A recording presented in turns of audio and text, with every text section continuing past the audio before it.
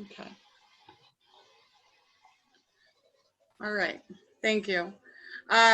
The informational items that we had was listed as just again an open discussion. After the last meeting, I provided all the participants with a list of items of action, of traffic areas of concern for the community, and I asked that everyone kind of go through that list and see if there were any that stood out as a high priority on that list, and if so, if you could provide that.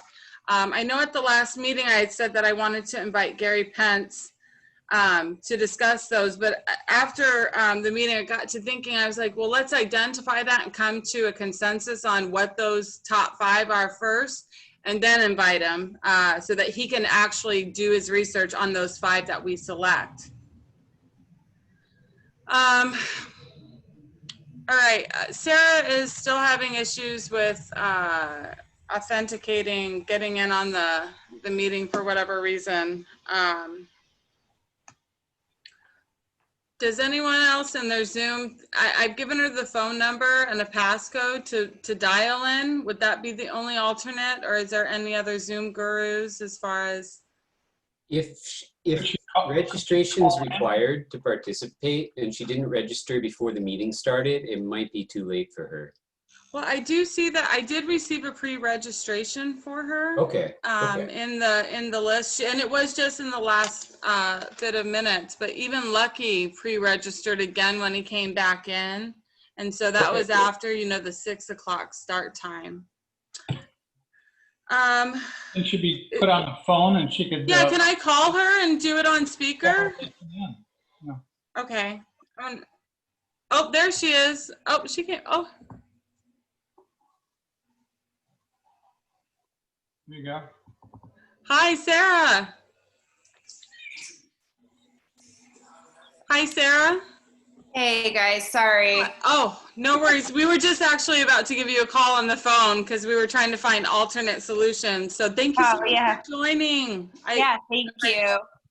All right, so we'll go ahead and start, I guess, over since we already had that. So just let everyone know that the meeting is being recorded at this time. At this time, let's go ahead and review the meeting minutes for August 2020. And if there's any inputs, please provide that at this time.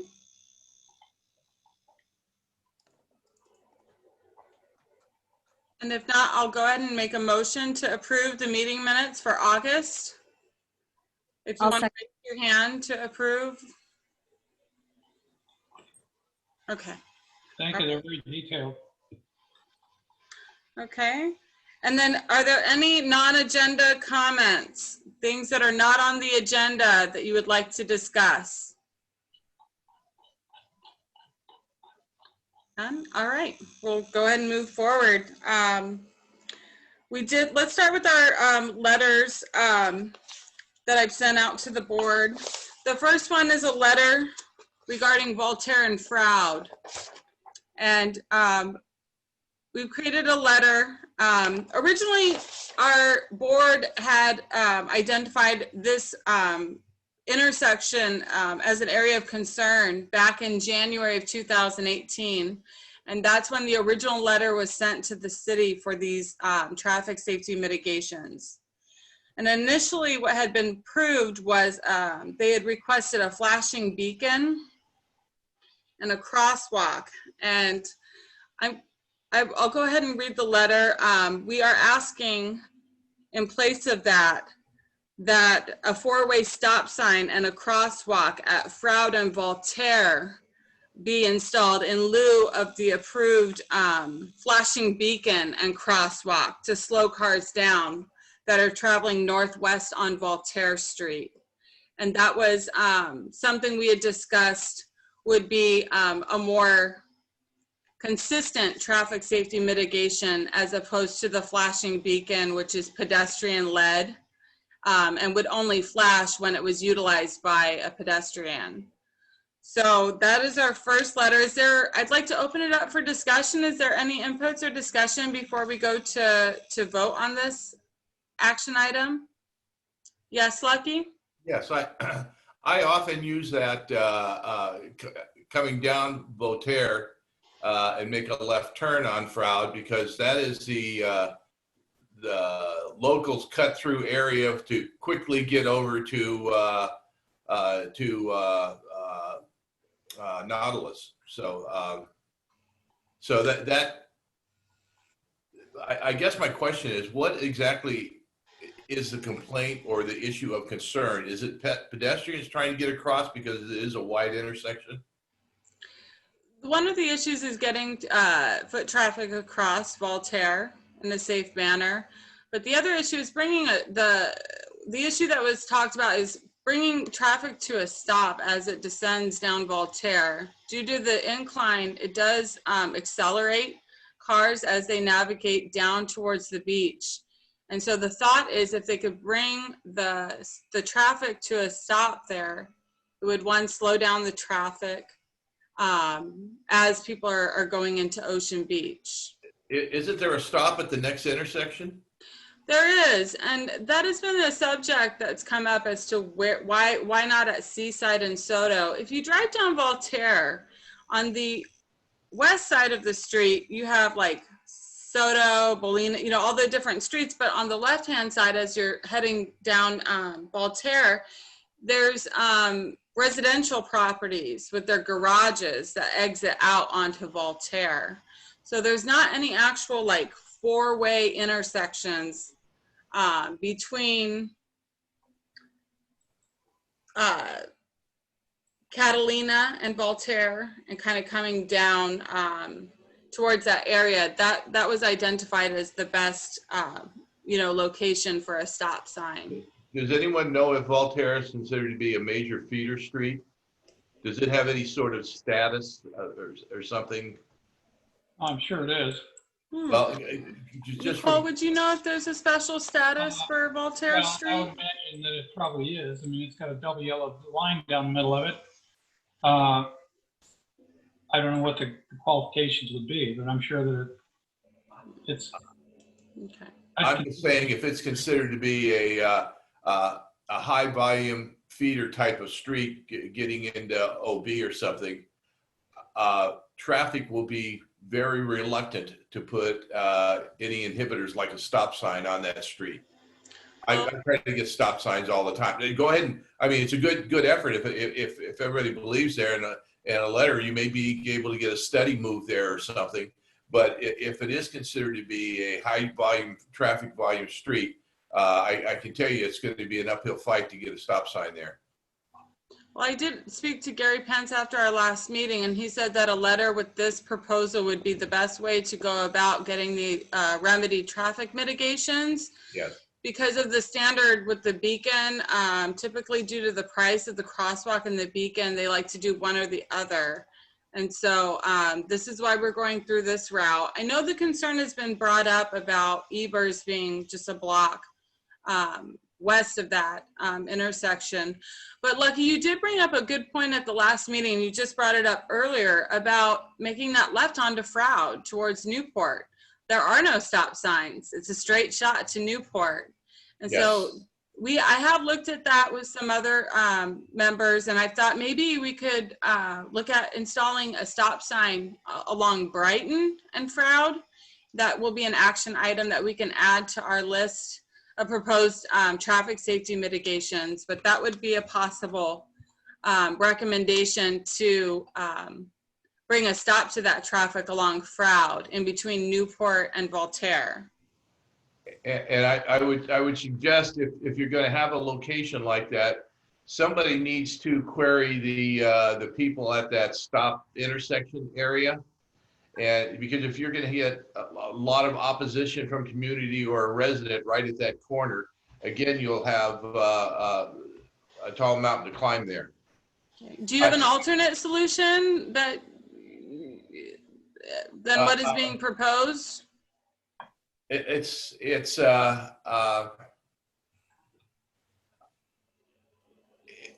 think you're of the things that we've mentioned and we've talked about. I'm thinking a simple crosswalk without a flashing light is probably going to be the lowest level, but also the highest probability of being able to get past Gary. Yeah, I know with the funding. Yes, Nicole? Oh, no, that was fabulous. Thanks. And I appreciate your suggestion.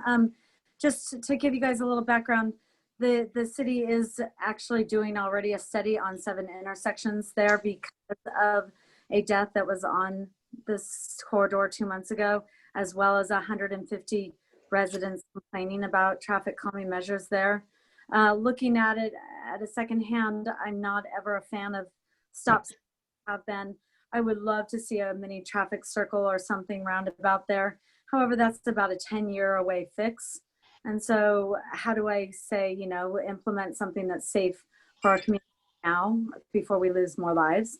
So we have tried to reduce the lane of the width to reduce traffic calming, to create traffic calming by putting a bike lane in there. It still has a problematic area at Froude and Voltaire.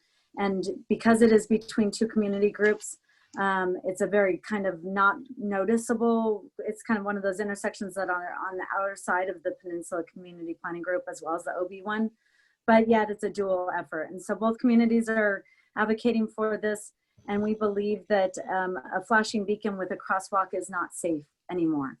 After watching what they did, they put one at Point Loma Avenue and Sunset Cliffs, and what happens is that one car stops for the pedestrian and the other one thinks you're making a left-hand turn onto Froude, and instead you're stopping for a pedestrian, and they pass you on the right-hand side and they take out a pedestrian. So a stop sign to me was a more cost-effective, immediate response to it, and that's why I have supported this. And No, okay. Are there, yes, Paul? Oh, Yeah, I see, first of all, if the street widens out there, I was wondering, we're going to be also talking about some kind of calming device up on Chatsworth Boulevard, which I'm going to speak against. But in this case, maybe it would work in this particular area because the street is so wide. I'm not exactly sure what the ultimate solution is here. There is, like you say, a slope coming down. The street kind of swerves a little bit.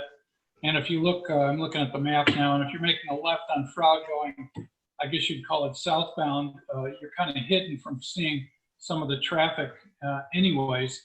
So I'm not exactly sure. I guess I could support a stop sign, but knowing that the beacon could be a problem, I'm wondering if the beacon by the high school is working or not, or is that still there? I don't go down the street very often. I know that there were problems with people like kind of blowing through the beacon, and that's not good. I mean, I was up by up by Jensen's, where we had that area where the child was killed and was crossing there. There's a light there, but I'll tell you, these 2 kids right next to me, they just walk right out there when they have the light. They didn't even take a look to the left. And you know, people are driving at 40 miles an hour, and they might not see that light or decide to turn. People have to be a little bit more attentive as to what's going on, especially in some areas that we have. I mean, the pedestrians, I don't think, should just walk across the street and not even look. I mean, that's a recipe for disaster as well, even though it's their right of way, but they can be dead right, as they say too. So I don't know. I don't know if a traffic circle would fit in there at some point or not, because it's kind of a odd intersection the way it's set up. Possibly it would work. Who knows? would you like to add that to the letter for the city to consider it for a possible traffic circle in the future? Yes, and as you were stating, there's a funding issue possibly, and they might be trying to do this on the cheap. So I'd like to know if anyone knows where are we getting the funding for the one at Formosa Park, which would probably roughly end up being the same amount of money. So I'm not quite sure why one is proposed in one area, at one area and not at another area, or vice versa. Okay. Nicole, were you suggesting when it comes to Point Loma Avenue and Sunset Cliffs, the crosswalks, the flashing yellow light, are you suggesting that's not working? It was taken out because it was dangerous. We had a lot of near misses, I guess you would say. People trying to pass on the right. There was still a lot of bad behavior, vehicle behavior. And so they replaced it with a stop sign, all way for stop there. And just to verify, I know Matt wants to say something, Yeah. but clarify, Evers is a stop light. That makes a big difference. When you're coming down that high hill and you see a green light, you're like, boom, yeah, hit it. I want to catch that green. So that is a reason why the stop sign actually makes a little more sense there. Matt, you had something. Thank you for being so patient. Yeah, I think Paul was touching on some of what I wanted to bring up in terms of drawing a comparison to what's proposed on Chatsworth by Plumosa. If one of the major concerns, it sounds like, is really the speed of cars, one of the best ways to address that is by narrowing the road. And Nicole pointed out that it was already tried with paint in terms of bicycle lanes, but that still hasn't calmed really the 3 travel lanes of cars that a pedestrian would have to cross. And so doing something like a bulb out in this situation would kind of address it in a couple ways. By constricting the road size, it psychologically forces drivers to slow down to navigate something more narrow. And it will also then shorten the distance that a pedestrian has to cross. Since this intersection has a bike lane, at least it looks like on both sides from what I'm viewing, that would the bikes be able to go around that bulb that's sticking out or not? That's not what's being shown on the one on Chatsworth, and I don't think there's a real bike lane on Chatsworth. It's not painted that way that I could see.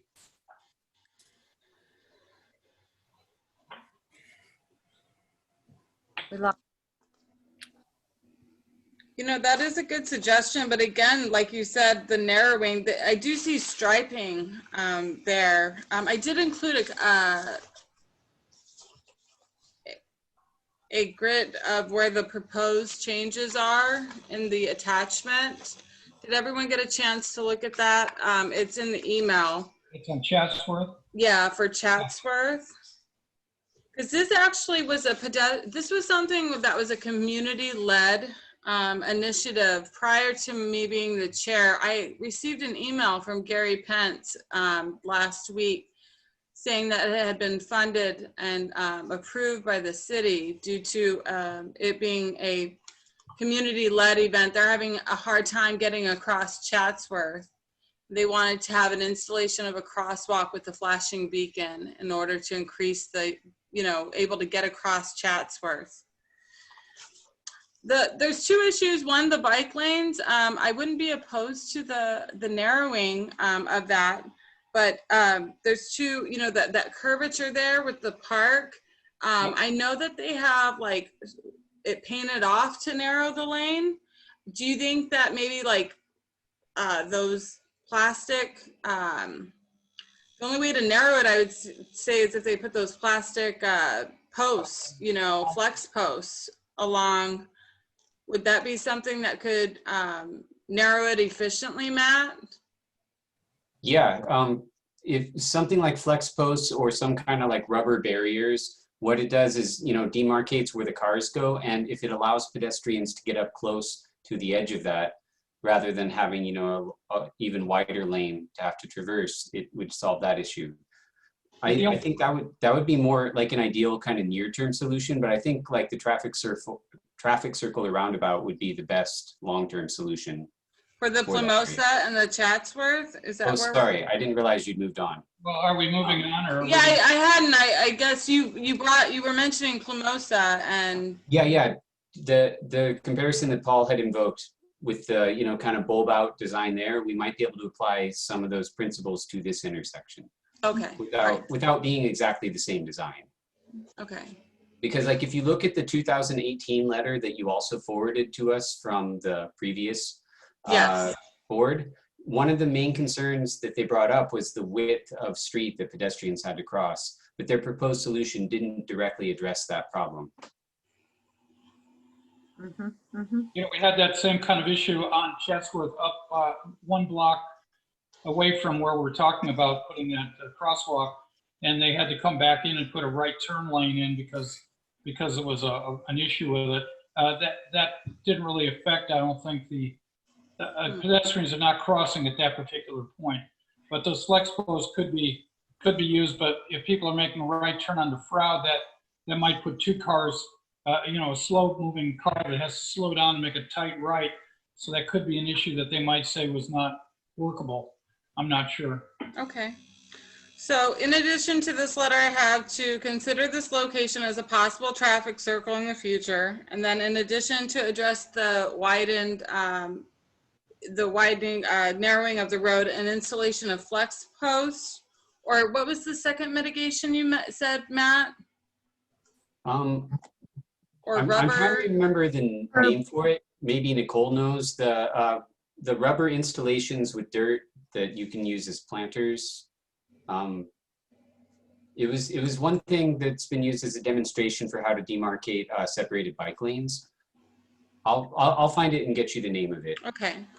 So, Can I bring up one more thing? Sure, Now that Paul. I'm looking at it here and you're talking about stop signs, there's like 7 blocks without a stop sign on Proud, which is totally unbelievable to me, from southbound off Voltaire. I don't see stop markers at all until you get to, I don't even know what street it is. It's way down there. It's at, It's Newport, I think. it's actually Newport, yeah. So they go past Santa Monica, Saratoga. I'm trying to read them all this way. Cape May, Brighton, Long Branch, and Mirror before there's a stop sign at Voltaire. I think that's kind of ridiculous for that street. I was going to mention at some point we have similar issues down in Sunset Cliffs, where I kind of believe that any local street like that ought to have some kind of stop every third or fourth block at the max. Yes. 7 blocks is crazy. Do you think? I can tell you, when I was looking for my house here 4 years ago, one of the places my realtor showed me was out in the OB area more, and he said, never go Sunset Cliffs. Locals never go on Sunset Cliffs. You come up here, you go on Froud, and that's the straight shot. So evidently that is kind of a community thing that people do, and I'll tell you, I use it on a regular basis when I want to do that. What are your thoughts on adding the request?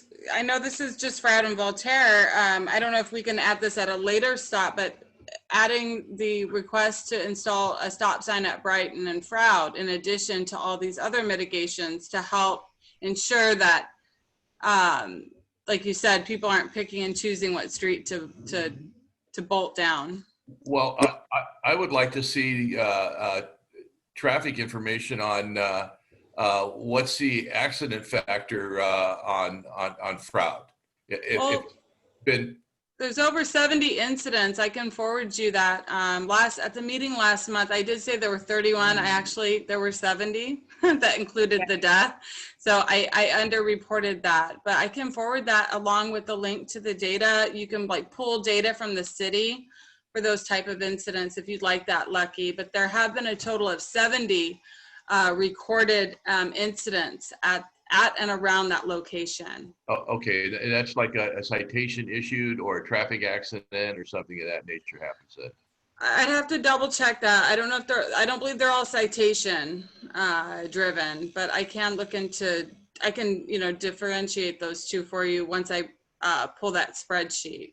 Yeah, so I guess to answer your question, I would need, before I would want to say one way or the other how I feel about that, I'd like to have a little more information on it. Okay. From one standpoint, I look at it from the other way. I don't particularly want to give up my straight shot through there. Well, I live off of Froud, and I know me and all my neighbors want more stop signs because we have young kids and there's just too many speeders because there's nothing slowing them down, And I'm sure you're a responsible driver, but there's lots of people who are not. Yeah. That's the problem. Yeah, certainly those are very good reasons. Do you think we should? At it, either Brighton or Cape May would be basically halfway between that long 7 block thing. I don't know which one would be best, but either one of them would break it roughly in half. And I don't know if there's other situations like that out there, but it's protected by a stop sign at every cross street as well. So basically it is a freeway, and there's no, I don't think that street is classified the same as, let's say, Voltaire or Sunset Cliffs Boulevard, to have that kind of free flow, to be honest with you. I mean, I think it's something we might have to look at more, because I'm further down. I'm like on Froud and Osprey, and it's the same problem down here. There's not that many cars. It's just the occasional speeder that causes the danger. So, I mean, I know we need one down here. I heard we worked on this last year, and I think it was because the bus route used to come down Froud is why they don't have stop signs. But a lot of neighbors, when I was on this committee 2 years ago, I think, there were lots of neighbors emailing saying, like, there's almost an accident every day here, blah, blah, blah. Like, people very concerned with the speeding. I was the one who mentioned there was a bus route there, and it was probably eliminated 20 years ago. And that may have been why they were not installed at some point, but I think it makes sense. Sorry about that. My dog has 2 inputs. Paul, can you repeat what you just said, that last? I just said that I know the bus route did go down there about 20 years ago, and I think it's been removed. Yeah, I don't recall seeing a bus on Froud ever. I typically see it along Bacon. They terminated it at Point Loma Avenue instead of Hill Street, and it basically was going down empty both directions.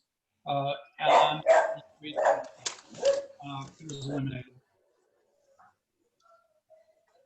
Okay. So Can I ask Lucky a question? Sure.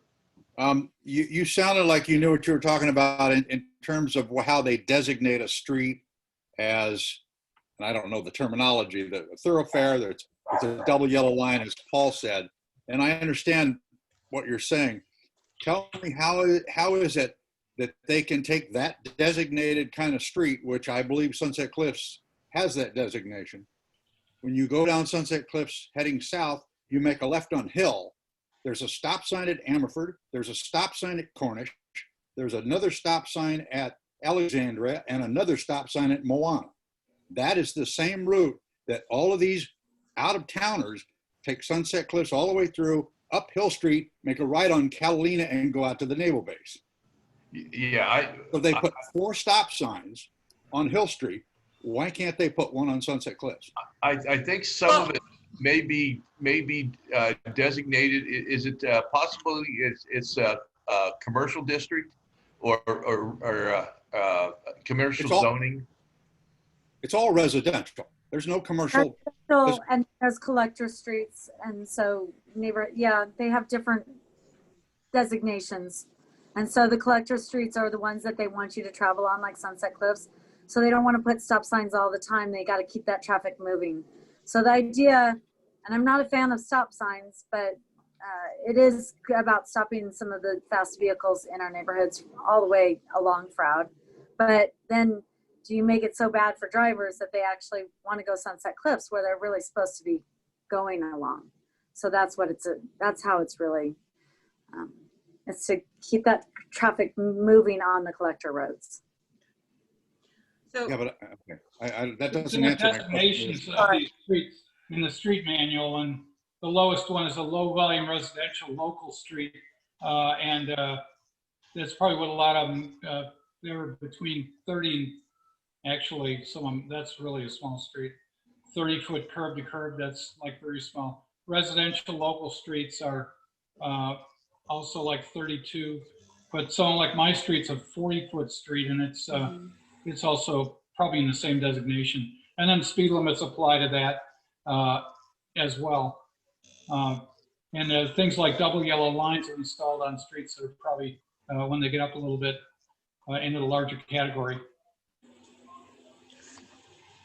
all right. Well, thank you for that. I think, is there any more inputs to this first letter at this point?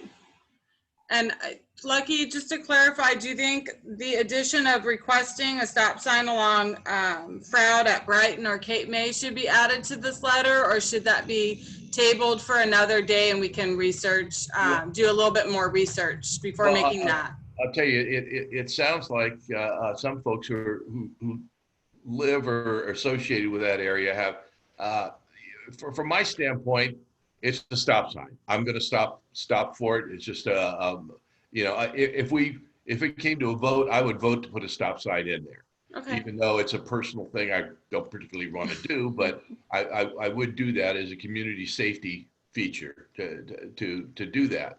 Okay. So I don't, Mandy, I don't know if it makes any difference whether we, if we put it in now, at some point, we're going to have to be able to come forward with a more informed conversation on exactly how it got to be where it is, and also the amount of community input we've had requesting a change on it. I think we need to get a little bit better grounded on that, but I don't see any harm in putting it in the request right now. If nothing else, it'll get traffic. I'm sure traffic looks at that somewhat frequently because it is such a shot through there. So I don't know. Okay.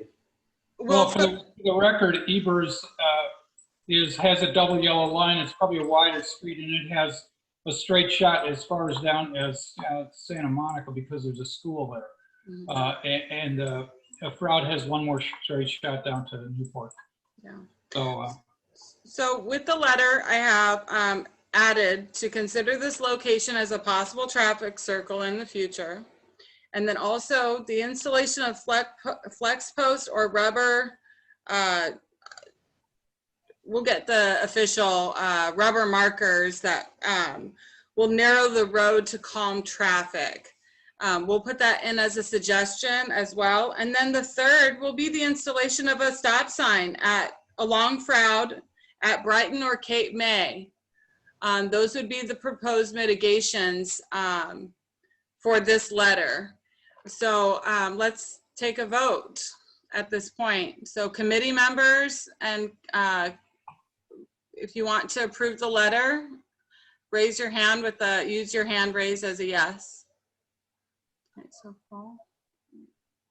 I am right? Everyone, sorry, Michelle, Eric, Mike, and Lucky don't vote. Right. Okay. Everyone else will. All right, so raise your hand in a vote of approval. 4. All right, so 4, and Matt, you're a no? No, you're muted, Matt. Thanks, Paul. The only reason I would vote no is because I think it might be more effective to separate these into 2 different letters, one for Voltaire Street and one for Froud Street. I'd be willing to draft one of those letters if that would make it easier. If folks agree, it would be good to split them. I think this is just addressing the Voltaire and Froud intersection, correct? It is, but I added the installation of a stop sign at Brighton and Froud. That's what I was asking everyone, if that's something we should add to the letter. I think we should do that. I think Just separate it? that would be my recommendation. Okay.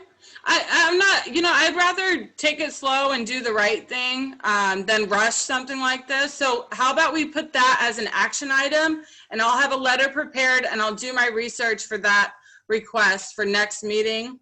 And then we'll just go ahead and amend the letter with the first 2 mitigations. Consider this location as a possible traffic circle in the future, and consider the installation of flex posts or rubber planters to narrow the road and calm traffic.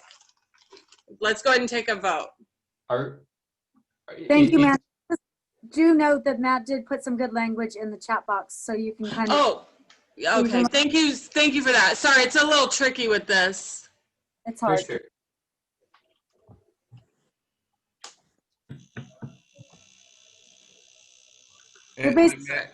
Mandy, Okay. you do know down at the very bottom of the screen, there's a little 2 people icon. Yeah. 2 people side by side. Well, if you put if you click on that, it opens a box up on the right-hand side. For my chat, yeah, I got it now. Which allows you to vote, so you don't miss a hand count or something. And it also shows the status of everybody's camera and stuff. So anyway, it's there if nobody's ever used it before. Oh yeah, with that. So you if you wanted to vote for something, like I could. Well, I can see all your faces, so let's just go ahead and okay, you got it. Hands.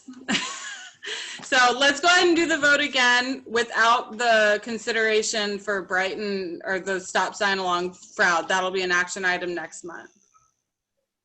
So, all right, unanimous. All right, so Mandy, I just have one little question. Is that part of our area, Froud Street and Evers and Brighton? Or it Brighton? is. It is. Everything for out east. It is a shared intersection technically, but I definitely can work with the OB Planning Board to see if there's some collaboration we can do for that traffic area to make sure that they're on board with what we're proposing as well.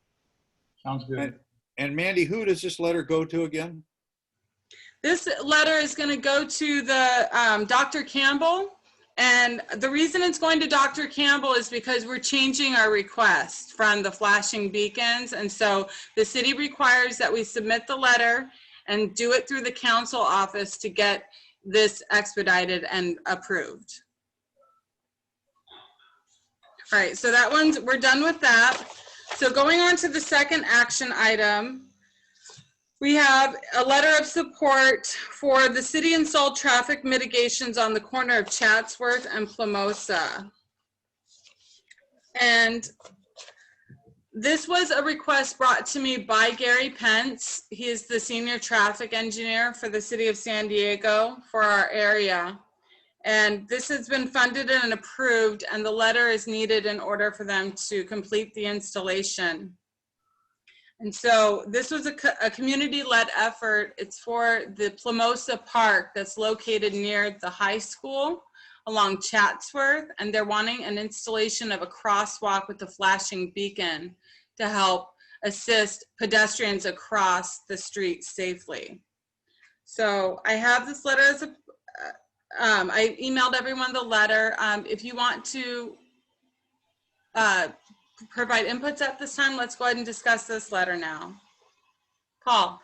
I have several issues with this thing. You can just look at the graphic and you can see that the left turn lane from Chatsworth after the thing in the middle is way too short, and you're gonna have cars running into each other before people make a left onto Hyacinth. You also have looks like the inability to make a left turn from Plamosa on the other side onto Chatsworth. And most people who probably park on Plamosa Drive circular, they go around that way so they can park in front of their house. So more than likely they're going to be exiting on Plamosa Drive, and I'm not sure how they make a safe left turn into that small little channel that's going to be created there. I would say that if they were to do this, that they ought to move this thing to the south side of the Plamosa Drive intersection, to where you would have a longer left turn lane, and also you'd have the ability to make a left turn from Plamosa onto Chatsworth. I just think it's poorly designed. Okay. Are there any other inputs? I know that Matt, you recommended, are you wanting to see if they can install flex posts to narrow out the turn as well? Is that something to help calm traffic along that area?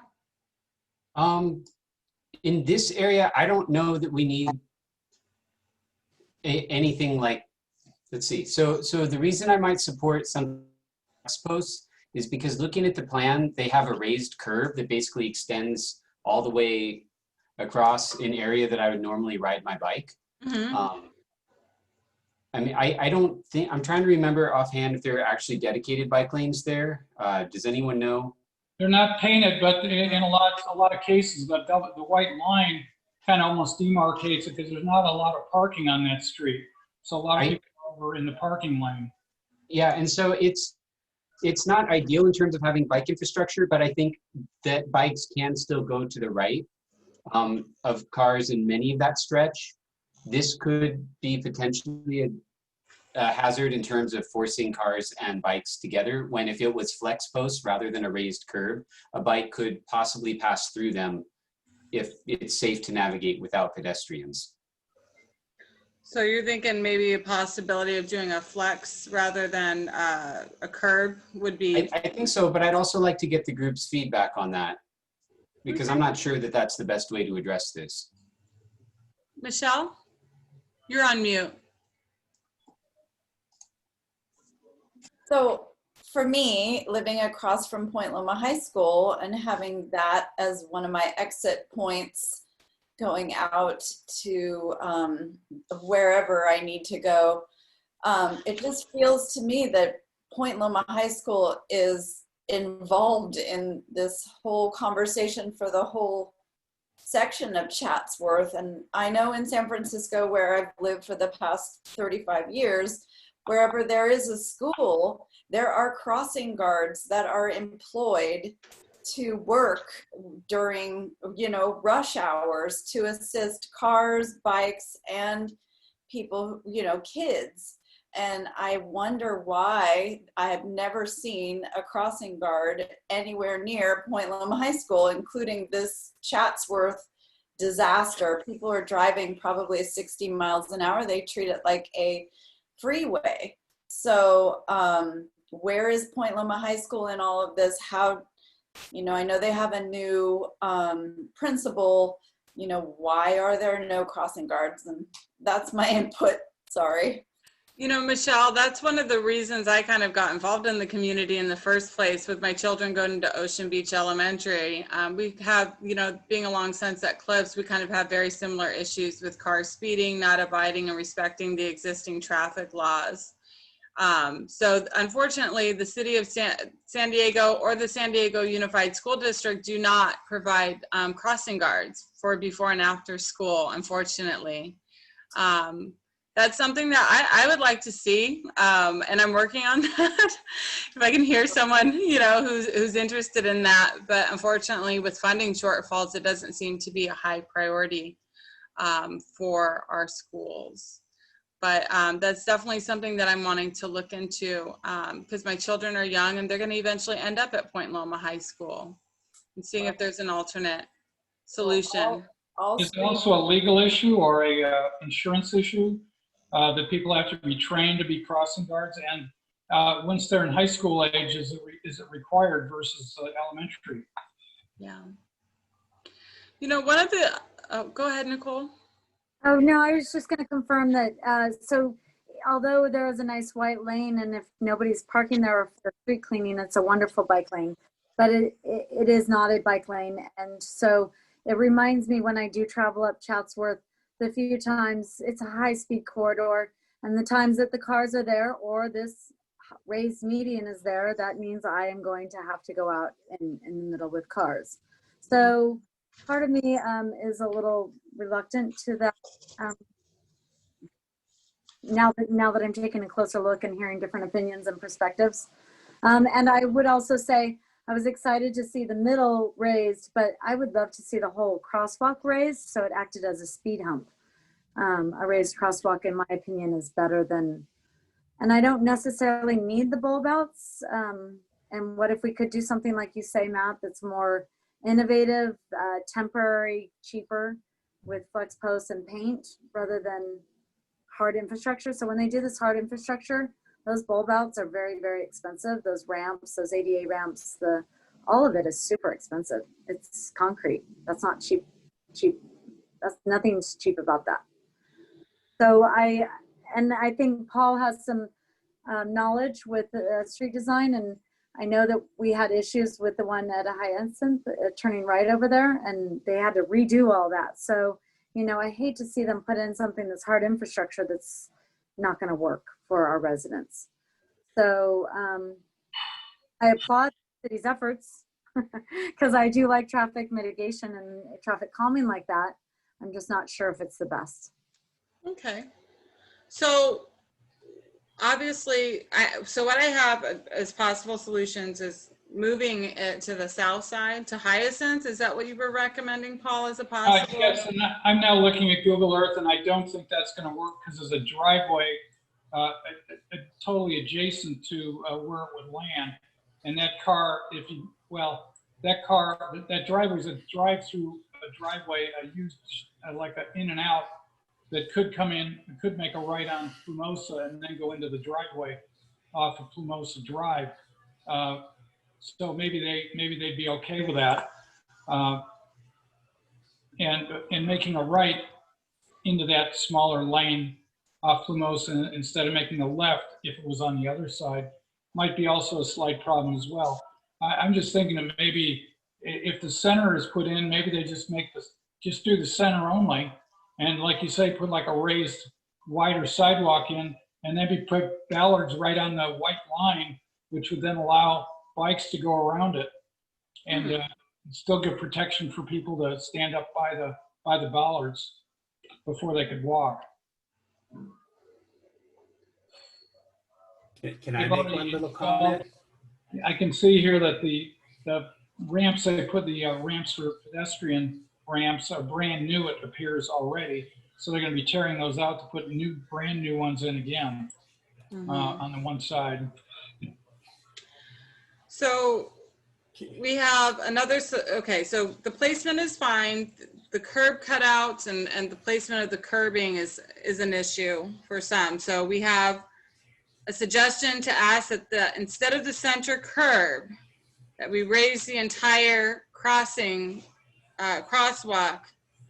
to create like a speed bump in that area to deter, slow down traffic, along with the flashing beacon.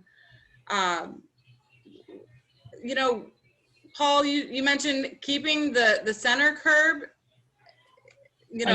I'm okay with that. My biggest problem with that is that I think if the traffic engineers say it's okay, I guess it is. But if you're coming northbound on Chatsworth and you want to make a left onto Hyacinth and you got somebody behind you, that's going to be a tricky move. You only got, I don't know, what is that? Maybe like 100 feet to get in that lane and turn.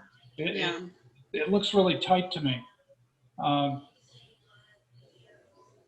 So if something could be done, maybe that deal in the middle of the street was maybe not a hard curb, but it might be a raised curb with bollards around it that would do the same thing. I mean, hopefully do the same thing. Save a lot of money that way. Okay. Yes, Lucky? Yeah, not to be a naysayer, but in some of these types of things, you have to also take into consideration fire department requirements for their wide engines and things. And they often will, fire department does not like speed bumps. So I'm just saying, if you want to do something like that, you got to be conscious of the fire department's input too. There's one in front of Ocean Beach Elementary that I've seen the lifeguards and fire and police go over, but I do agree with you, because if you go over it too fast, I mean, you can catch air very quickly. So what I'm hearing is, the curbs on the outside are narrowing the crosswalk or the turn there.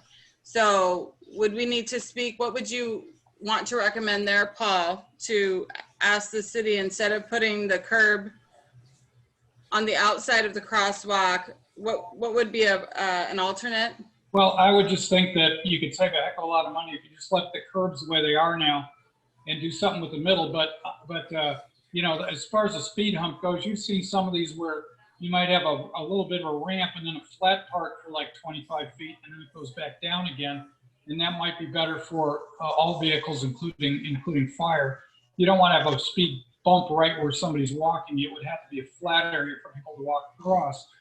But you could put bollards up to basically simulate where these hard curbs were going to be, and that would allow bikes to go around, and people would feel safe to walk up to the bollard until they had a shot to go across.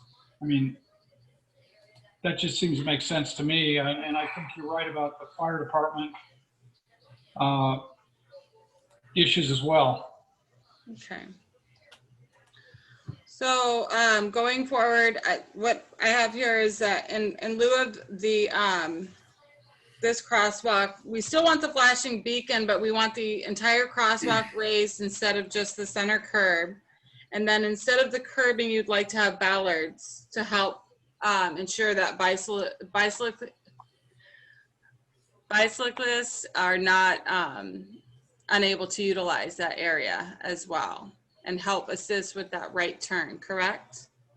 Yes, and there's one other thing I'd suggest, as long as they're running electrical out there, which I think they've decided not to do, but where the crosswalk is, it'd be nice if they had lights in the actual street that would flash both directions towards the traffic. When the yellow lights popped on, that they would actually flash on the street. I mean, you can go over to like Ralph's, and they have those things in their parking lot.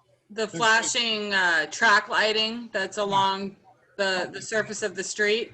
Right. Okay. I mean, I can request that. I have heard some feedback that tends to get damaged a lot of times and is not, it tends to get damaged after installation.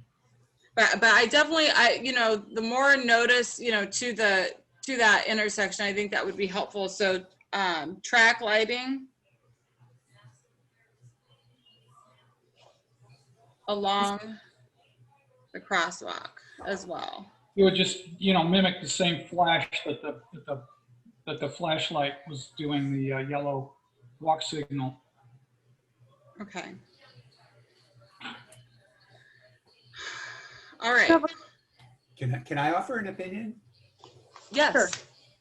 So being a person that rides my bicycle up Chatsworth a fair amount, I think the bike lanes are awesome. They work really good right now, and it's relatively uphill there. I mean, it's not much of an up, but it's a little bit of an up. So the cyclists, I think, have pretty good view from heading from Rosecrans towards the high school. Coming the other way, it's down, so they're going faster. I think for me, the crazy part living over in Loma Portal is coming off of Hyannis, trying to turn left onto Chatsworth is the craziest intersection in in my neighborhood, because people are coming so fast around that corner. I would prefer you put something to slow the traffic down, closer to Rosecrans, and just make them not be so crazy coming through there. That's, kind of an opinion I have. I won't come through there anymore. I go up a couple blocks and come back. It's insane. But I mean, the bike path to me is relatively sane going towards the high school right now. I don't have a problem with it at all. Just a little opinion. And the thing is, I didn't say anything about Froud. Froud, that's a zoom down. I prefer not to have a stop sign there because I want to roll through it to get to Evers, but that's another opinion. So anyway, my 2 cents. Thank you, Mike, for those inputs. And looking a little closer at the map, I will say that there is no curb ramp on that side, so they're going to have to do hard infrastructure there, as well as they're going to do curb ramps on the other side because of crosswalking. So they're already going to cut the concrete out. And I'll just say, as aesthetically, I think people would prefer curb outs rather than flex posts. But I'm back and forth on this, and I'm not sure. Anything you can do to slow people down on Chatsworth is, you get my vote, because they go way too fast. Right. So if they're going to put curbs there, how about they put curbs that cars don't actually run right into the side of it? There's curb ones that, softer curb. And somebody even on a bicycle might decide to go up on that curb. They can't go over a regular curb, but they could go on that curb if they wanted to. Maybe not going full speed, but it might feel safer. Right. All right. Okay, I appreciate. Are those all the inputs? I'd like to take a vote. I just want to again confirm that I have all the requested. So you're asking that they install track lighting along the crosswalk, that there be the entire crosswalk be raised instead of having the center curb, and then have ballards installed instead of the curb to help with bicyclists and help the narrowing of that turn for residents on Plumosa. Is that correct? That would be fine with me. I'm not the only one talking here. So those are what I have listed. I think the other thing that was brought up was if you're headed down Chatsworth towards Rosecrans and you want to make a left onto Hyannis, Yes. That left turn it's very busy, very crazy. A lot of people take it, and the way I'm looking at that picture, it's going to be, well, maybe that's just another way to slow people down, because it's going to be hard to make that turn. Yeah. But somebody's going to be slowing down to make the turn, and somebody else is going to be going straight through. So you end up with possibility of a rear end situation. Mm-hmm. Yep, for sure. Yeah. All right, well, those are all good. I really appreciate all that feedback. I'd like to go and place a vote for this letter. Again, raise your hand, or if you approve. So, Man, yes, can you clarify really quick? We're asking for flex posts instead of the raised curb median on the outside, the curb bulb outs, correct? Is that, flex post, yes, instead of the raised curb and gutter? that's correct. Or do we want to say soft curb, or I'm looking for other opinions on that. Yeah, Matt, you'd meant, or who brought up the soft curb? Was that Matt or Paul? I brought that up, and as far as I'm concerned, that you know, if the traffic guys have already said that this is a workable situation, which I'm kind of surprised based on that left turn to Hyacinth and some other issues, and the you know, the narrowing of it with bicycles still going through that same little chute. You know, I'm kind of surprised, but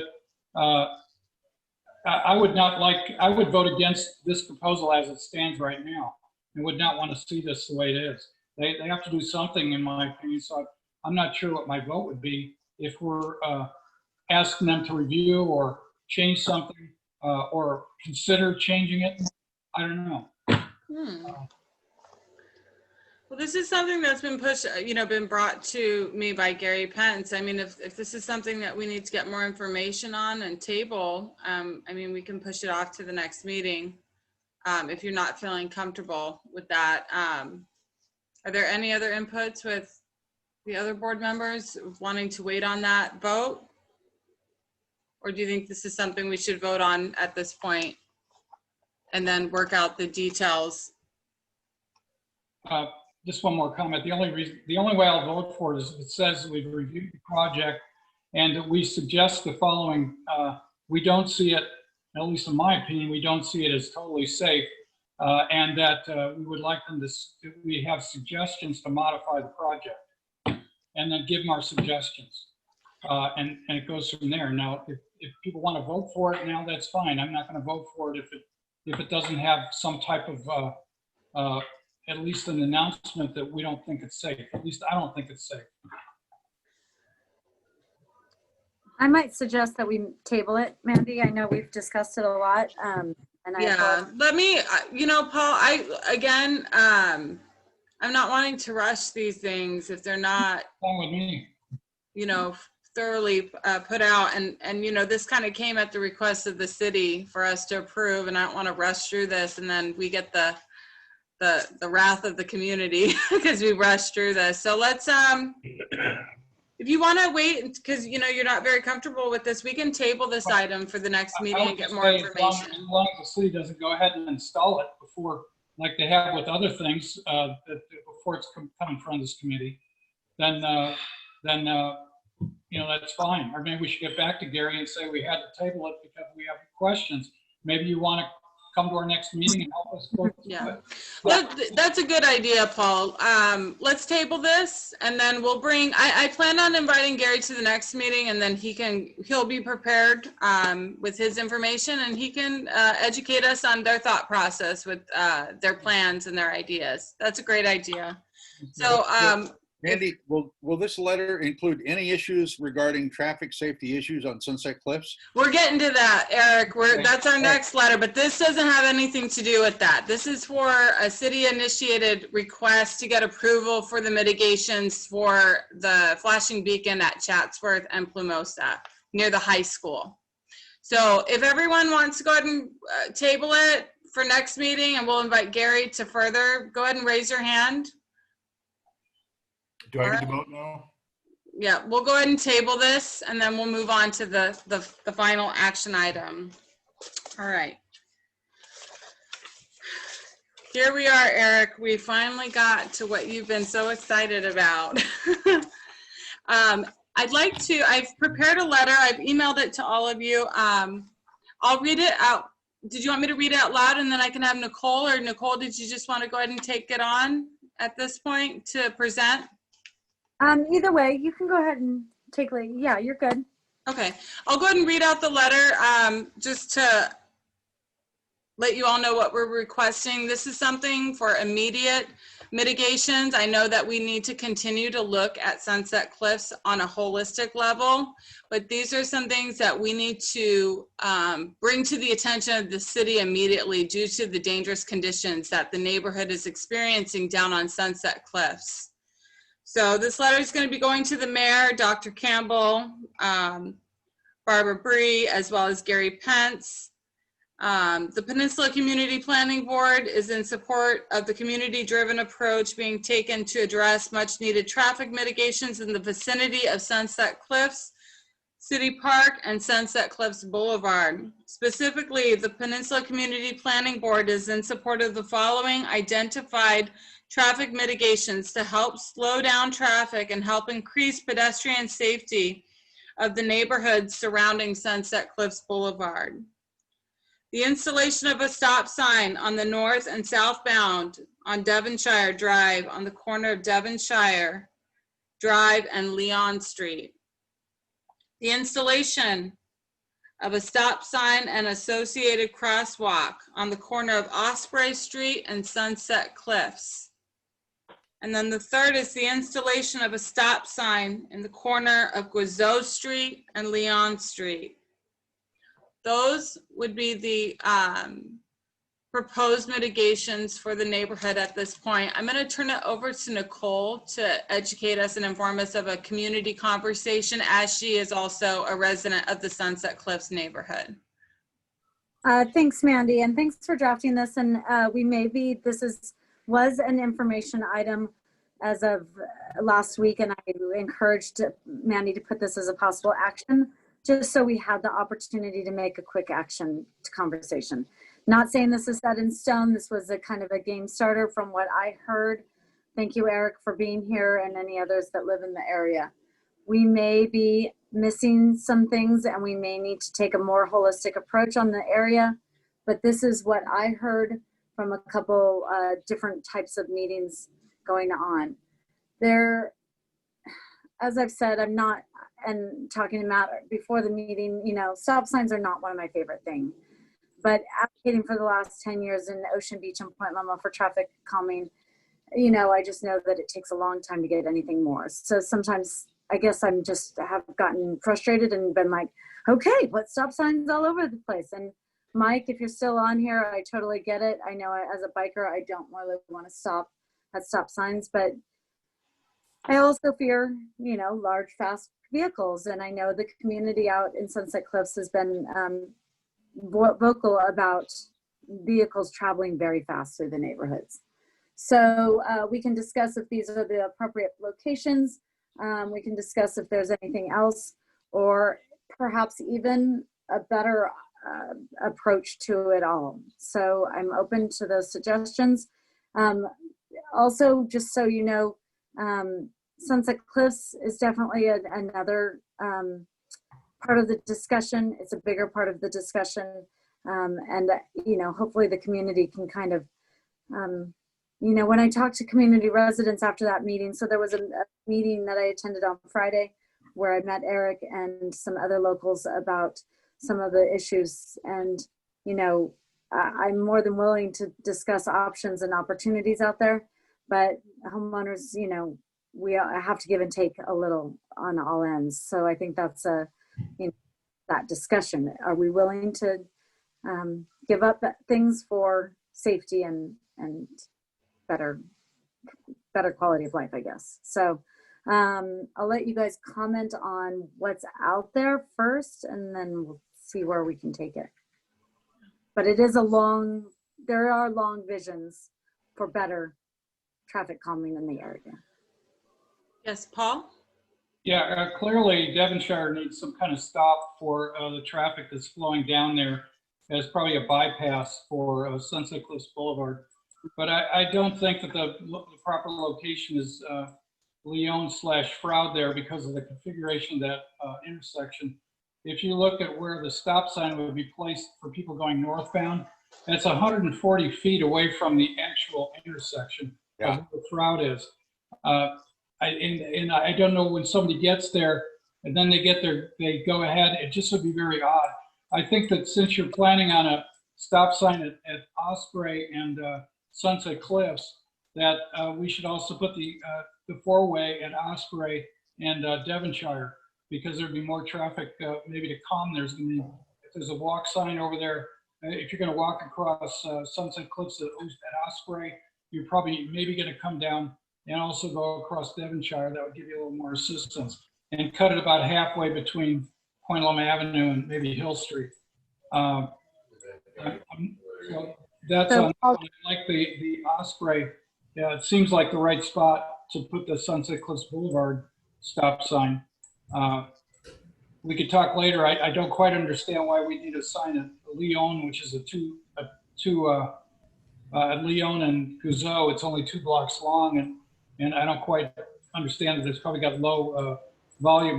In fact, on Sunset Cliffs Boulevard on Devonshire, it's probably a low volume street, because almost all of the cross streets have just yield signs. They don't even have stop signs, which probably indicates that there's a low enough volume in most cases that it's not a big deal and you don't require a stop.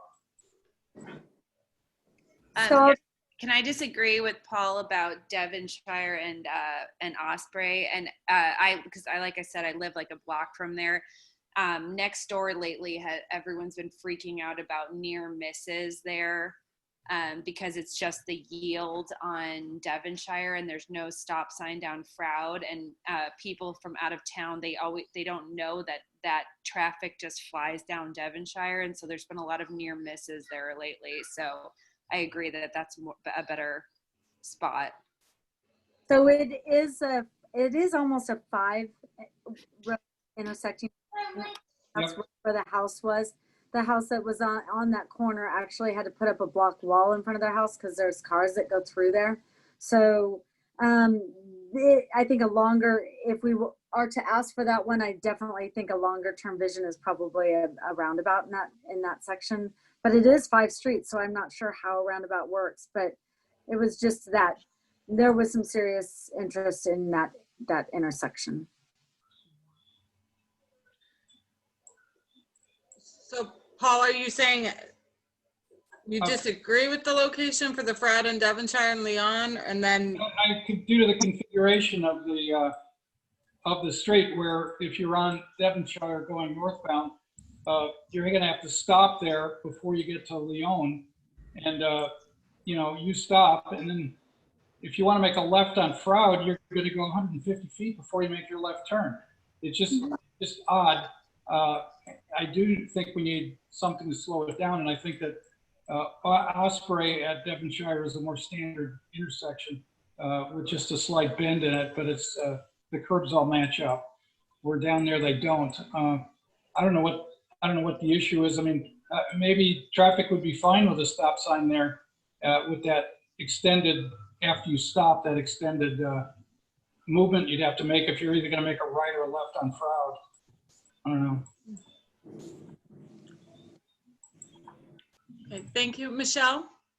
Yeah, and again, I'm an outsider looking in at your world, and I look at Sunset Cliffs almost as an event producer, and I was down there on Saturday and it was complete chaos for Sunset. And I see a lot of firemen rescuing people off of cliffs, but I don't think I've ever seen a police officer on Sunset Cliffs. So what is happening with the patrolling and just having the presence, especially on high traffic weekends like Labor Day or, really nice weekends, and it's chaos, and even ambassadors would be helpful, high vis vests and, batons, lighted batons that could help people just see that there's a presence available. Anyways, that's I don't know. I just moved here. That's one of the concerns, is the lack of response from the local police force. It's not a high priority. Some of these calls are not considered a priority. So if there is a response, it tends to be hours later after the fact, or not at all. Do you think that would be helpful to add? We can add a paragraph on asking for additional police presence to help patrol that area, especially during the peak hours of Sunset. That might be a helpful opportunity, because I witnessed it, and I'm also, on the Sunset Cliffs. They talk about this at every meeting. I have pictures sent to me every weekend about parties being held down at Garbage Beach. Bands are going down there. They're not picking up their trash. They're causing an environmental issue. It's quite ridiculous, and it seems to be exacerbated by the fact that this was the only city park that had been opened prematurely during COVID. So there was a lot of traffic. I like the letter. I think, for the initial traffic mitigations, the only thing I would ask is, again, are you asking to add a stop sign at Osprey and Devonshire? Is that what you're recommending, Paul? I would just phrase it, and I would just say that, in my opinion, it appears that Osprey would be the location instead of Leon, as to break up traffic, especially since you're putting the four-way at Sunset Cliffs and Osprey. But if my concern is just that the way that intersection is configured, and that if the traffic department is okay with it, I guess they're okay with it. I don't know if they've looked at it or not, but we could say if it works there, that's fine. But if it doesn't work, then we want it at Osprey for sure. Okay, so you're saying Osprey and Devonshire would be an alternate if the Osprey and Sunset Cliffs Boulevard is not considered an option by the city? I'm saying that I'm for the Osprey at Sunset Cliffs, and I'm saying that I would rather see the other, the four-way be at Osprey and Devonshire instead of Osprey where that five-legger comes in.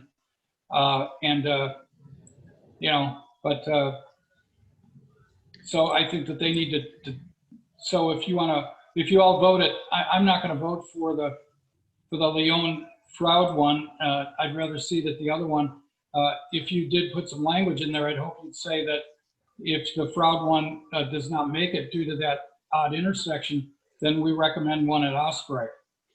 Yeah. Nicole, what are your thoughts? Do you think that would be a doable proposal in the meeting? I think the dangers at Devonshire and Leon are so much greater than they are at Osprey and Devonshire. The downhill, the coming out of the cliffs, the big, wide, huge intersection just is a creation for fast cars. By the time they go through the neighborhood streets, a couple more blocks, they've slowed down, they're gonna come out to the end. But that's like a little raceway right there, and Sarah probably knows it best. Yeah. But so maybe that we don't ask specific for a stop sign, we ask for traffic calming at that intersection and we let them decide what kind of traffic calming they want to do. At Osprey and Devonshire, additional traffic calming? No, at Leon and Devonshire. At Leon and Devonshire. Okay. And Eric, I would love for you to chime in. I believe you're right there in the heat of it as well. Yeah, and I would only say, I would suggest, I believe you suggested at Sunset Cliffs and Gouzeau, I would move it a block north and put it at Sunset Cliffs and Froud, because you already have a stop sign at Hill. So in terms of spreading the stop signs out on Sunset Cliffs, I'd rather see one on Froud than Gouzeau. I don't think we have either of those at the moment. We have Osprey. So it's a little farther north. Yeah. Yeah. And I find it to be more difficult. But I think your initial statement said, you said put a stop sign at Osprey and another one at Gouzeau. And I would say Osprey and Froud, but. No, those are all like bulleted items. It's all of those items. So the first one would be the installation of the stop sign northbound and southbound on Devonshire Drive on the corner of Devonshire and Leon Street. The second one is the installation, of a stop sign and associated crosswalk on the corner of Osprey and Sunset Cliffs Boulevard. And then the third would be the installation of a stop sign at the corner of Gouzeau Street and Leon Street. And I might change that one just to say, since Paul's concerned with it, the concern is that people come into over Navarra and they hit Leon and they can get a straight through all the way down to Devonshire. So they get just so rocket speed going that way. So maybe we ask for a four-way yield I'm okay with that if we don't want to put a stop sign there, but there was definitely residences that were concerned with that speed. Now, don't get me wrong, we need a stop sign somewhere along the way there, in my opinion. I just don't know if it's the best place to put it with that odd configuration there. No, I'm talking, I apologize. I'm talking about Gazoo and Leon. That you were concerned. Well, Oh, okay. Well, I don't know. I guess they maybe come down. I mean, are they zooming down, what is that, Navarro, and then make a quick turn and then keep speeding down? Because, you know, all of those streets, they come down fairly quickly, and you can see here that there's no stop sign at this one, at Osprey, and, you know, we've got a lot of stop signs. I'm just not sure. Paul, is there a stop sign at the end of Leon as it comes into Froud? That's a great question. Right now, oh, yes, yes. There's Okay, a stop so you've sign got a there, stop yeah. sign on Leon and a Right. stop sign on both ends of Froud. Well, right, and if you're coming down Froud, you have to stop at Devonshire. If you're going up Froud, you have to stop at Navarro. But if you are coming down Navarro, you have a free right turn onto Navarro, what is it? Leon. So I guess if you had your speed going up and make a quick turn, you can, it's not a full 90 there, that you could keep your speed up and go down the hill. That's not Leon, that's, yeah, that is. So I don't know, you know, Nicole, you see it and you know how much speed there is. I wouldn't be surprised if some of these other streets have the same experience. and Sarah mentioned Froud does have, so I know she has concerns about some sections, and I've heard some sections on Froud. And again, this is going to be an ongoing conversation. I think right now we just need something to happen because it has gotten out of control. So I think, you know, again, we're going to continue to have this conversation about the Sunset Cliffs neighborhood. We've not forgotten, this is not the Band-Aid. We're going to continue to have this as a conversation, as well as all the other existing issues. So I really appreciate your inputs. I'd like to go ahead and pull a vote for the letter as is, unless there's Suggestions? any suggestions. So I would actually, on bullet number 1, ask for traffic calming. Safety, Instead of a stop sign? I mean, unless you have a different, Sarah, do you have a different feeling on that? Are you still here? Sarah? Sorry, I had to jump off for a second. What'd you say? Whoa. Are you, I know you were supportive of stop signs on Devonshire. Do you feel that that's a reasonable request, or should we be asking for just traffic mitigation, traffic calming in general? I mean, I'm fine with traffic calming in general. You know, I'm happy with anything, honestly. 5 roads going into it, and it's a difficult intersection, and I don't think I have Paul's vote. Right. Okay. Yeah, I'm not quite sure what traffic calming would do, to be honest with you.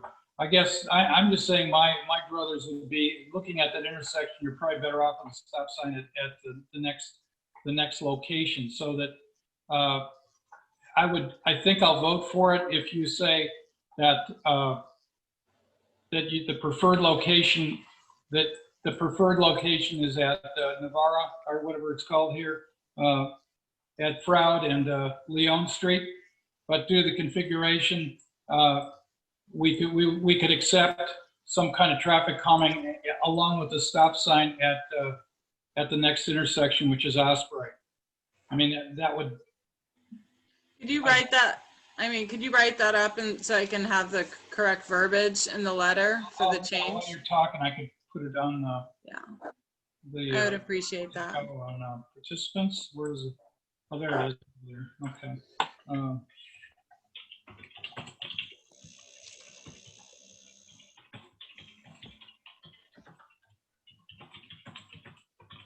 I guess just to clarify, while Paul's typing that up, if we were to move the stop sign though north, that wouldn't actually address the concern about people speeding down Leon Street, would it? I think it takes it out of the equation, but let me look. There's already a stop sign on Leon. I guess.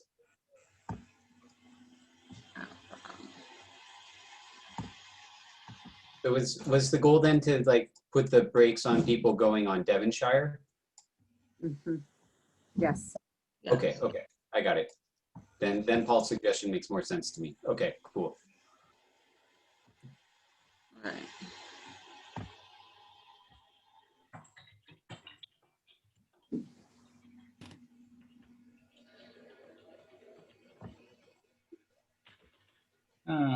Well, hold on a second. Yeah. Oh, in the dark. Sorry, my typing's not very good tonight. All right. Thank you for this, Paul. I appreciate it. I'm not necessarily convinced. Sarah, are you still there? I am, yeah. Are you a fan of moving a stop sign to Osprey rather than at Leon? Does that help your community? I do think it would be helpful. I understand what you're talking about with Leon though too. You know, it's tough. I'm kind of in the same position as you. As I don't think it's the best thing always having so many stop signs, but it's like these occasional people that are putting people at risk in those intersections. So I know a lot of the neighbors have complained about the Devonshire and Osprey intersection. I just know because I live right here. I'm sure Leon is also a problem. And the community is complaining about Osprey and Devonshire? Yeah, I could send you guys that next door So thread. what was the proposed mitigation for Osprey and Devonshire that you're seeing from the community, Sarah? I think the only thing possible is a stop sign, because Devonshire it's like Froud, it just runs through. And there's only a yield sign on Osprey there. So people barely yield and just go. Do you think in addition to that cross, you know, we're putting at Osprey and Sunset Cliffs to add the installation of a stop sign at Osprey and Devonshire would also help the community? I think so. I mean, even if it was one or the other, you know, would be better than nothing. Okay, yeah. Okay, here you got here. All right. So Paul had it added. So the preferred stop sign location on Devonshire would be at Leon and Froud. The five-legged intersection may have issues with, hold on, sorry. Let's see. If the five-legged intersection, it should say has issues with a stop sign for northbound Devonshire, we would suggest traffic calming measures at that intersection, along with a four-way stop at Osprey and Devonshire. So that would, Okay. I mean, if they're going to shoot down the one at Leon, we need something, right? Yeah. I mean, I don't know if they will or not, but it looks kind of odd to me. Okay.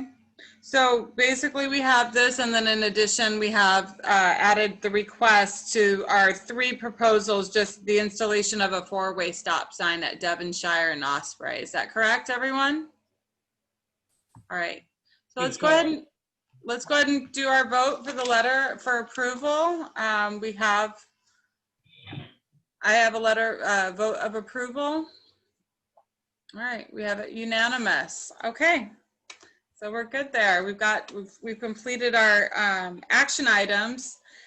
Going forward to the information items, we have we wanted to just have an open discussion about traffic issues and concerns throughout the community. In the past month, is there,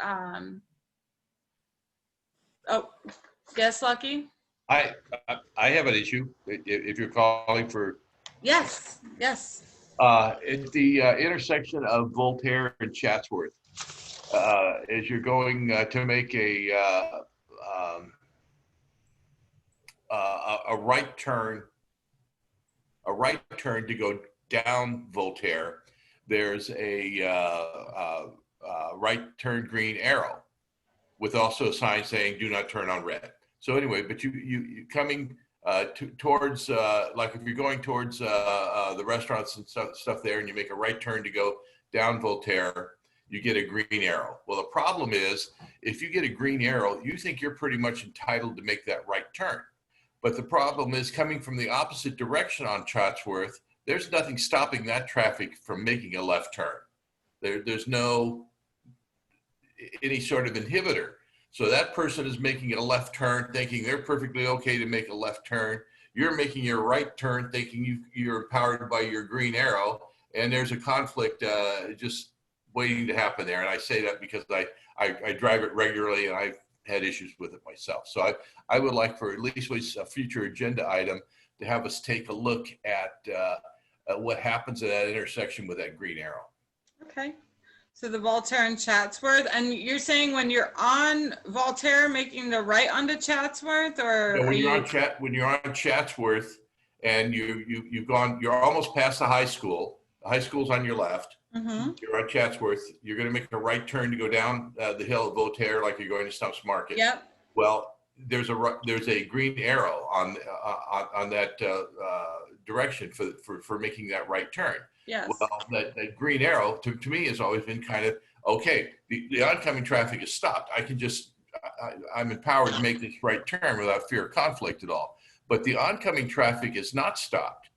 They can make a direct opposition into your lane for them making a left turn, and everybody ends up at the same place at the same time. So not good. Well, we can definitely look at that. That's over there right in front of the high school. Can I research that further, and we can add that as an action item for the next? I think we probably should, because I think it's a safety issue, and safety issue items should be pushed forward as soon as possible. Okay, definitely. We can look at that. And there is an arrow there, as Lucky's stating. There's also a note red on the no right turn on red. Yeah. There's two of those signs which are very prominent, and that's obviously for the pedestrians crossing there. It would seem to me that maybe there needs to be like a yield sign behind that to so those people don't run into the traffic making a left. That's a real problem. Yes, it is. Okay, I can add that as an action item. Thank you for bringing that to our attention, Lucky. Sure. Okay. And then were there any other opportunities? I know I provided a list about 4 pages of different traffic mitigation or traffic areas of concern for our community. And I'd like to get your feedback. Was there any on there that you thought would be needed to be expedited on behalf of our community to the city? Matt? Waiting for the plane to pass overhead. Oh. Yeah, so there were a couple from that list that jumped out at me. The one, Scott Street over near Point Loma Seafood, Yes. there were at least 3 comments in that compiled list about people's concern with lack of crosswalks and ability to, kind of safely traverse that corridor with cars speeding down it. I seem to recall a conversation that we had sometime in the past year that the city might be planning to redesign that corridor. Does anyone here know anything about that? No, except the last year we were working on this, and I believe we were trying to get a crosswalk across the same street on Rosecrans and then the same street at Scott Street, kind of like a line to go through so you'd be safe on both of them. And I don't know if it was on Emerson or something. Emerson's what it was proposed on that list of things that Mandy sent around that I think maybe Margaret had compiled at some point before. Yeah, the traffic list. Yeah, but I feel like when we were talking about this, Brad had brought up that the city was interested in trying to do some major work in terms of installing bike infrastructure on that road too. So I was just curious if anyone had any news or info about this. I know that they're doing some curbing on Rosecrans. I've seen that with the PLA, but nothing that substantial. I mean, I can definitely look to see if that's something the city is proposing, for sure. Okay, And that's yeah. the Scott Street, just right in front of the Point Loma Seafood. Well, kind of that whole corridor from Talbot down to, well, I'm blanking on the name at the end of it. West Harbor, North Harbor Drive, I think. Scott North Harbor. Between Talbot and Harbor Drive. Okay. I think the whole corridor, it's 4 lanes, and you know, the one thing, there isn't good pedestrian crossing. And then in terms of like this could be a good candidate for something like installation of say if we removed one of the travel lanes, we could make like a shared left turn lane and then have room for bike infrastructure on both sides. Shared Definitely a possibility.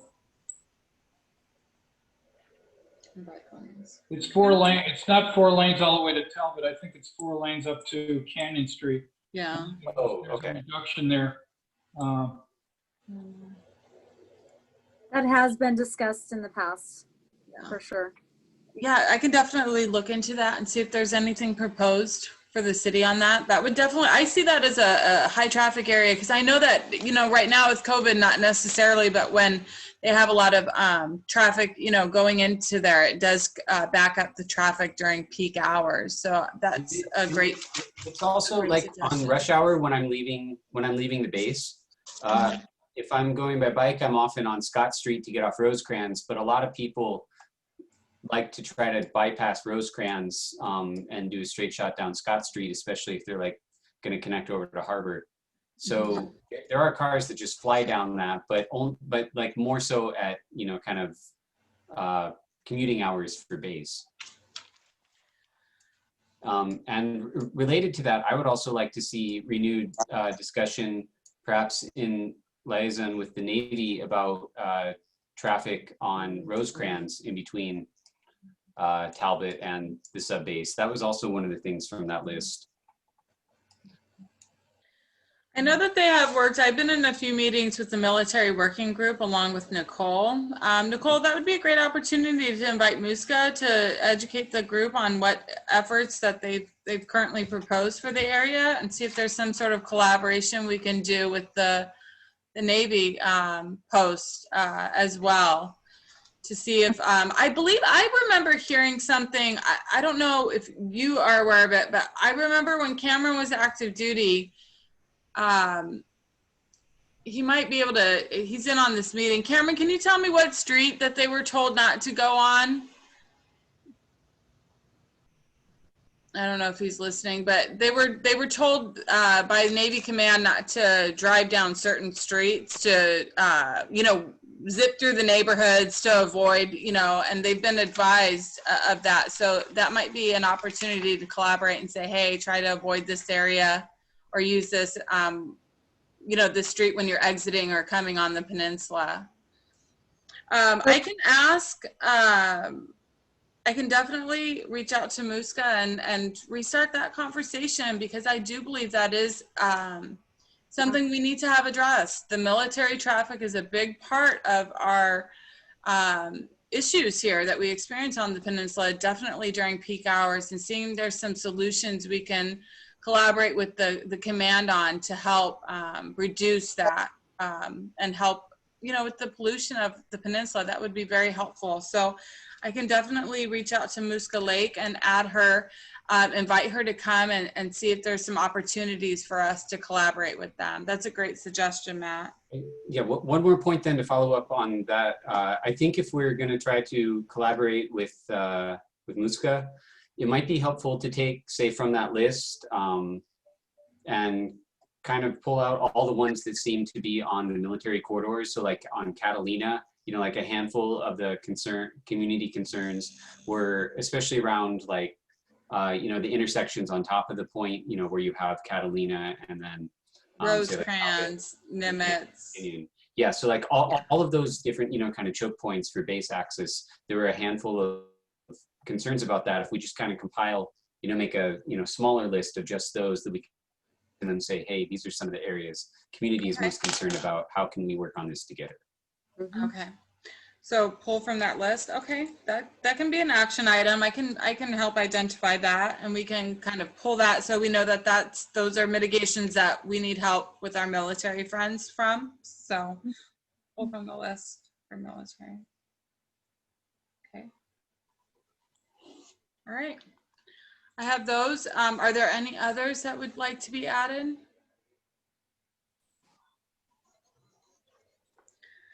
You know, you've given me a lot here. I think we've got plenty for us to, I mean, just the military working group alone is like a big action item that we need to have continued for the traffic and transportation. So this is going to be an ongoing conversation.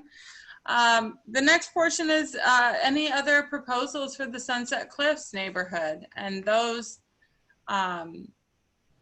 you know, that strip. I know we've approved that letter tonight, and that'll kind of help with the immediate relief for that community. But is there any other possible solutions that we didn't discuss for that neighborhood that you think would help benefit and calm the traffic?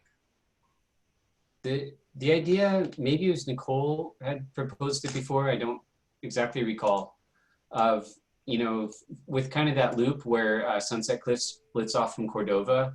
Like, what if it was, you know, kind of one way southbound down Sunset Cliffs and one way north on Cordova? Is that something that you think people in that neighborhood would support, or would they find that?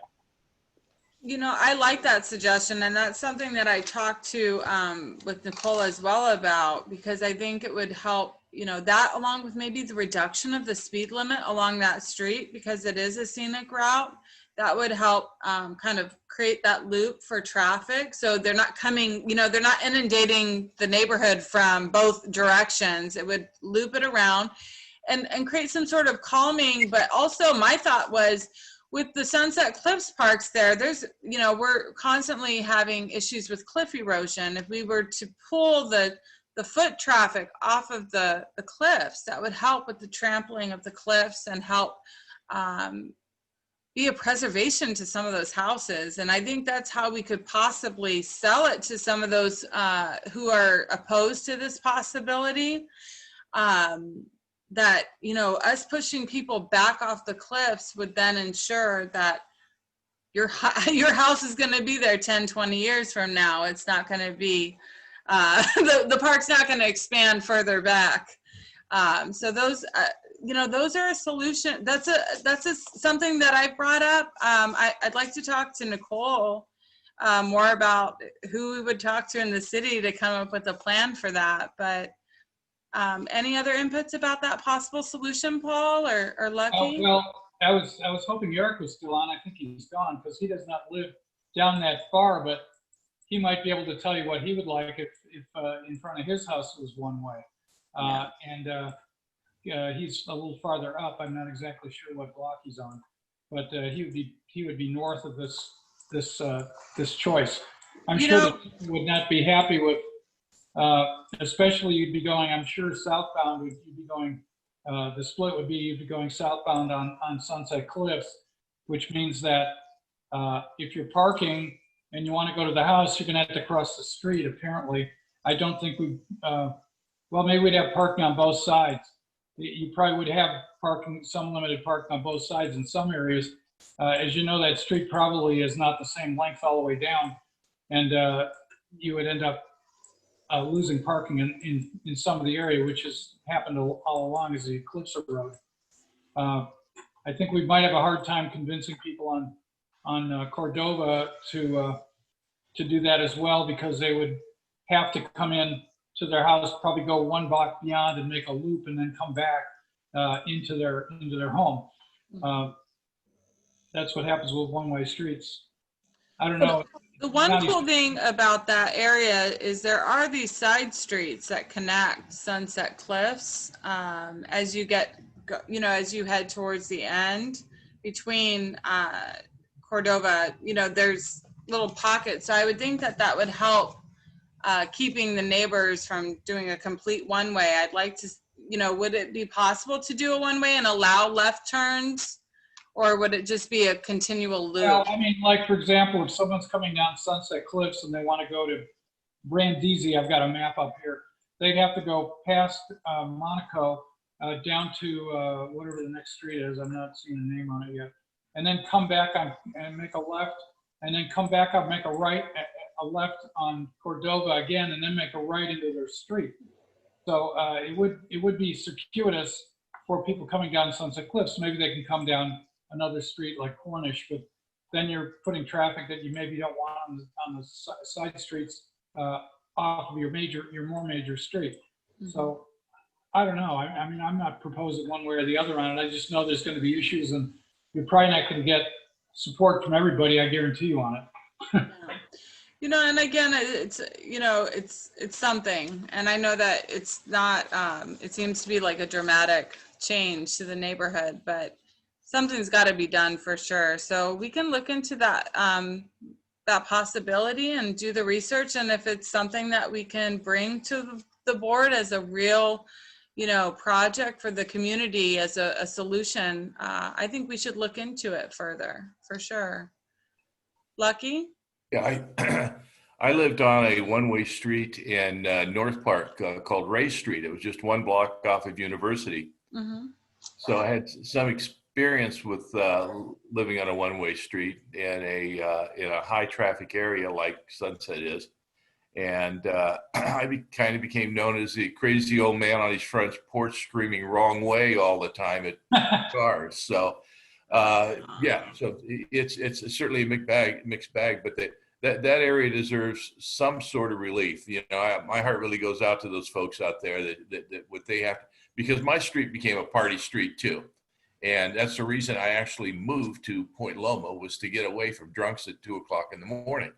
So, yeah, so we got to do something for those folks there, because they're hurting. You know, the question might be, you know, how does it loop in? Do we loop them in through Cordova, and then that's how they, or do they come in and go down Sunset Cliffs first, you know, make that right and loop back and head north through Cordova? That could be something we could look at as well, to see if that would change the design of where the placement of the parking is. But another suggestion that had come out as well is, in addition to that, the Sunset Cliffs National Park Council has thrown out permit parking as a solution. I thought that maybe timed parking that matched with the nearby park would be a possibility, so that, you know, people got the hint that once the park's closed, you need to exit the community as well. And then with that, time parking, with those hours posted, that would also provide a tool to help control, hey, if you've got someone here, I can call someone to have it, you know, there would be a tool, hey, they're here after hours, having the police enforce that. Another option would be, we're looking at the possible installation of like a parking district for the Sunset Cliffs Natural Park Council. That's something that we've kind of been thinking that may be a possibility as well. But again, these are just possible solutions. So again, we can continue to have this conversation and then do the research, and then we can hopefully find a real solution to bring forth to the community soon. I have had a lot of experience with, I led the effort to get permit parking in my neighborhood in North Park. So I do have a lot of expertise on that. There's a very well laid out code section that pretty much tells you what the city expects you to do to make that happen. And then ultimately the biggest buy-in is getting the police to enforce it. I was told by the captain of my division that you can get a parking permit or parking district, but I'm not going to tell my cops to work it. So anyway.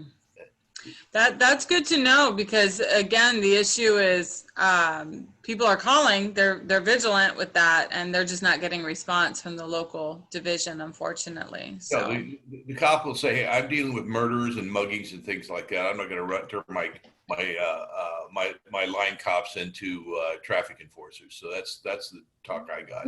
Nicole and Paul, you might be able to say, what about a parking meter made? You know, having a parking officer come down there and have have a new route there that they can constantly monitor, you know, the little cars, and have them on a loop there. Because they're police officers, they can issue citations, and That's who would that actually might be, the parking enforcement in the parking district, I would think. okay, so that would that fall under the parking enforcement parking district? I would think so. Okay, all right, so then that's, you know, something that I can discuss with you in the future, you know, before we bring it to the board. Paul, Right. yes? Yeah, well, there's always, you know, you'd have to consider what would happen if you install it. And I'm not saying it should go in or not, but, you know, the people, if you're paying for parking along Sunset Cliffs, they may just decide to park on the side streets, and then, Yeah, you know, the neighbors are not happy with that. So Yeah. I'm not sure exactly how you solve that. Or if you were to put paid parking into the lots, that would, you know, that would probably just drive more people away from the lots, and the lots would probably be empty, except in certain times, and they'd be hoofing it in, you know, from Devonshire or something. you So bring up a great point. it's kind of like you're pushing down on one thing to solve a problem, and a bubble comes up somewhere else. Well, there is a prohibition in the code that says if you create any sort of parking district, it has to be so large that it will not simply push your problem over into adjacent neighborhoods. So you have to look at a really, because I mean, I had this huge map. We polled everybody in North Park, and it was, and because you have to submit a map for approval, and it's really quite a process. It is, and I've been working with Nicole. She's actually established a parking district. They're looking into possibly establishing one for Ocean Beach. So I'll continue to work with her and see if this is a possible solution for the park and for the community nearby. You know, and Paul, like you said, you do bring up, we do have to look at it holistically, because we don't want to be putting Band-Aids and then pushing it up the hill or down the street or into our neighboring community of Ocean Beach. So Yeah. The other possibility is that usually the parking people, I think, in most places aren't, about 6 o'clock at night, I think they go home. So if our problem is later in the evening for sunset or something, I'm not sure if we can get coverage down there. I don't know. All great ideas and inputs. I really appreciate all of you, and I'm really glad that I was able to get all three of you on the board. I'm sorry about all the commotion at the last meeting, but I'm really glad that we were able to get more community input, because I feel like it's really needed to get a good perspective of what we're asking for from the city. So I appreciate you taking the time to be here and all your inputs. So I think that's all we have for now. It's 8 o'clock. Is everyone good to go? Can we adjourn this meeting and call it good? I'm good. All right. Yes. Thank you, Mandy, for your leadership. It's All really right. awesome. Thank you. All right. Well, it's 7:59. Woohoo! Have a good night, everyone. All right. Indeed. Bye. Thanks, All Mandy. right. Goodbye. Thanks, everyone else.